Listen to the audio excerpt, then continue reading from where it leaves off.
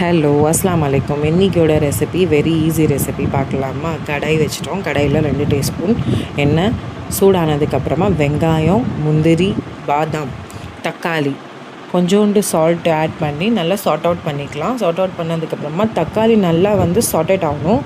கொஞ்சம் சாஃப்டான பதத்துக்கு வந்ததுக்கப்புறமா இஞ்சி பூண்டு பேஸ்ட்டு 1 டீஸ்பூன் ஆட் பண்ணிக்கிட்டு நல்லா கொஞ்சம் கொதி வந்ததுக்கப்புறமா அது மிக்ஸி ஜாரில் எடுத்துக்கலாம். மிக்ஸி ஜாரில் சூடு குறைஞ்சதுக்கு அப்புறமா கிரைண்ட் பேஸ்ட்டாக அரைச்சிக்கலாம். பேஸ்ட்டாக அரைச்சதுக்கப்புறம் அந்த பேஸ்ட்டை தனியாக எடுத்து வச்சுக்கலாம். அதே கடாயில் 2 டேபிள் ஸ்பூன் எண்ணெய் ஊற்றிக்கிட்டு லவங்கப்பட்டை, ஏலக்காய், சிக்கன், மிளகாத்தூள், மஞ்சாத்தூள், சால்ட்டு டேஸ்ட்டான அளவு போட்டுட்டு அந்த அரைச்சி வச்ச ஃபைன் பேஸ்ட்டை அதுக்குள்ளார ஆட் பண்ணிக்கிட்டு கஸ்தூரி மேத்தி, கொஞ்சோண்டு கரம் மசாலா, கொஞ்சோண்டு மட்டன் மசாலா ஆட் பண்ணிக்கலாம். ஆட் பண்ணிவிட்டு 1/2 கிளாஸ் பால் மெயின் இன்க்ரீடியன்ட். பாலும் போடணும். பால் போட்டால் தான் அது டேஸ்ட்டாக இருக்கும் கோர்மாக்கு. ஸோ ஃபைனலி ஒரு 15 மினிட்ஸ் கொதி வந்ததுக்கப்புறமா ஃபைனல் லுக்கு இதுதான் ஃப்ரெண்ட்ஸு. சப்பாத்தி, பரோட்டா, ஒயிட் ரைஸ்க்கு நல்லாயிருக்கும். இந்த வீடியோ உங்களுக்கு